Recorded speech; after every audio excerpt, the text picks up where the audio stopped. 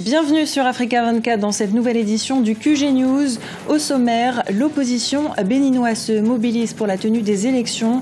La date des municipales, communales et locales se fait toujours attendre. Un appel à manifester a été lancé pour ce jeudi 11 décembre. Le groupe Boko Haram poursuit son expansion au Nigeria dans un contexte électoral tendu. Une vingtaine de filles ont été enlevées à Lassa dans l'état de Borno. Un acte qui rappelle le rapt au printemps dernier des lycéennes de Chibok.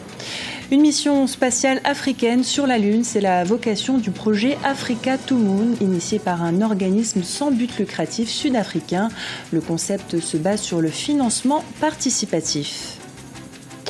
Au Bénin, l'impatience grandit pour connaître la date des élections municipales, communales et locales. La phase d'enregistrement complémentaire de la liste électorale permanente informatisée n'est pas encore terminée. Une liste indispensable pour l'organisation du scrutin. Pour le moment, 60% des électeurs n'ont pas été enregistrés. L'opposition appelle à une manifestation ce jeudi 11 décembre, comme nous l'explique Ibrahim Ndiaye.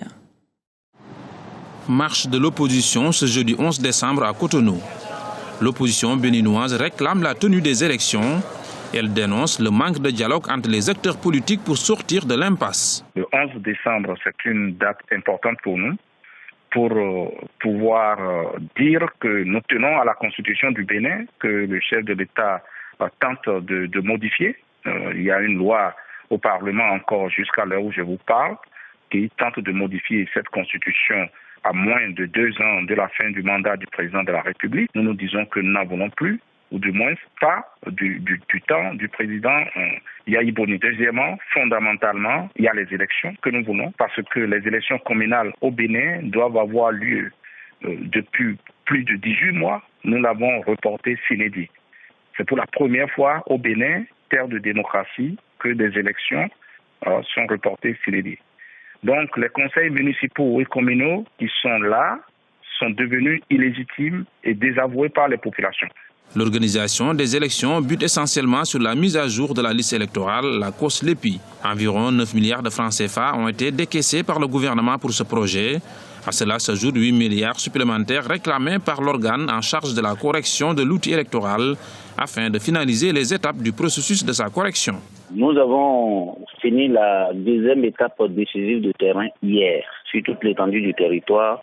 C'est la phase de l'enregistrement complémentaire. À la suite de cette phase, nous sommes en train de faire les travaux de traitement et de consolidation de toutes les données et ça va nous prendre pratiquement tout ce mois. Donc c'est tout à fait évident que nous aurons la liste électorale permanente informatisée disponible en fin du mois de décembre. Les élections locales, communales et municipales qui devraient être organisées depuis mars 2013 connaissent à ce jour un retard de plus de 18 mois. Le scrutin législatif est annoncé pour le mois de mars 2015 et la présidentielle pour 2016.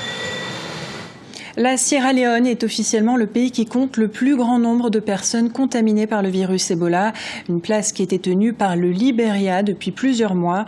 Le chef de l'État libérien Ellen Johnson Sirleaf a lancé ce lundi l'initiative Ebola doit disparaître. Elle appelle tous les Libériens à unir leurs forces pour éradiquer le virus qui poursuit ses ravages dans le pays. On y dénombre 3177 victimes.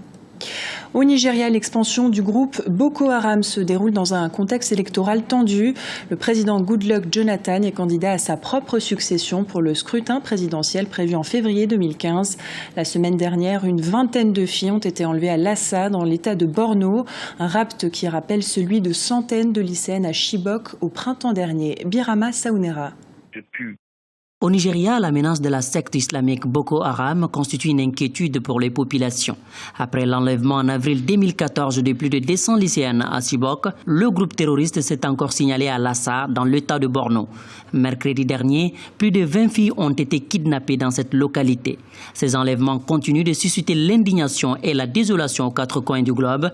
Pour certains observateurs, Boko Haram est dans la logique de défiance vis-à-vis de l'État nigérian et de la communauté internationale. Je crois qu'en s'attaquant particulièrement à des jeunes filles, ce groupe est en train de toucher une des cordes sensibles d'un pays, d'un État, mais en plus, ce groupe est en train de faire dans la provocation par rapport à la communauté internationale. Parce que c'est une façon de dire, en fait, que autant il y a des dispositions législatives internationales qui protègent certaines couches vulnérables, notamment les femmes, des enfants en situation de guerre.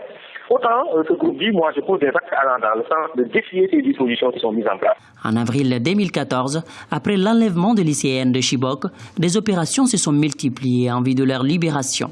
Cependant, Boko Haram avait refusé l'accord de cessez-le-feu qui avait été conclu avec le gouvernement nigérian. Au-delà du gouvernement nigérian, je crois qu'il y a une responsabilité de la communauté internationale toute entière.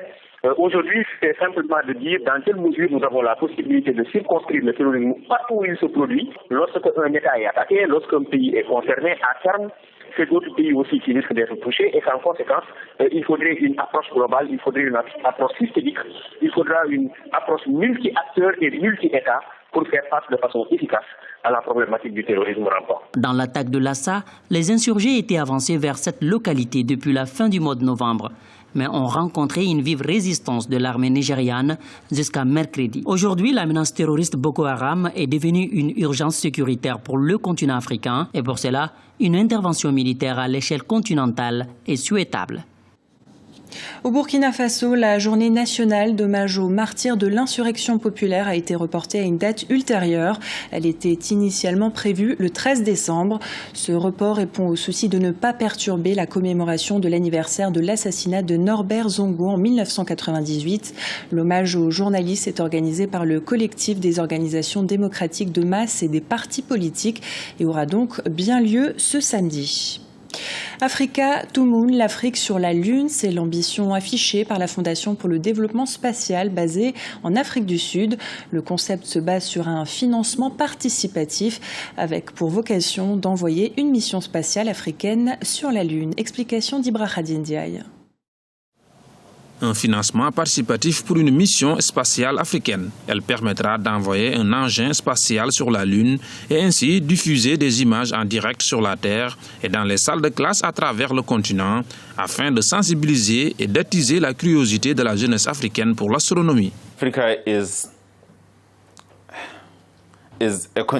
L'Afrique est un continent qui compte 52 pays, pas moins, et aucun de ces pays n'a une empreinte sur la Lune. Aucun n'a la capacité de lancement, moins de 5 ont une présence littérale dans l'espace, si vous excluez le programme Afrique du Very Long Baseline Interferometry Network. D'une certaine manière, très peu ont des programmes spatiaux, donc il y a certainement un besoin d'infrastructures, histoire de familiariser les gens avec la possibilité que l'espace offre, leur permettant et leur donnant les moyens de comprendre qu'ils font partie d'une communauté mondiale où il est question de la Lune.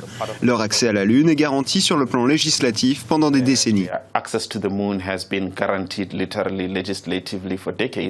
Pour relever ces grands défis, les acteurs de ce projet ont lancé en novembre 2014 un financement participatif pour sensibiliser sur l'intérêt du cosmos. 150 000 $ sont nécessaires pour financer la première phase de la mission baptisée Africa to Moon. Notre financement vient des institutions privées et des particuliers. Donc lorsque vous tentez quelque chose d'aussi grand que cela, il est impératif d'avoir le public derrière vous. Et la meilleure façon d'évaluer et de mesurer l'opinion et le soutien politique, c'est d'ouvrir le financement au public. Le financement participatif est un élément important pour nous, pas seulement pour recueillir des fonds afin de poursuivre la première phase du projet, mais il est important d'évaluer et de mesurer l'appui pour le projet par le public en général. Ce projet souhaite également valoriser les compétences africaines en astronomie.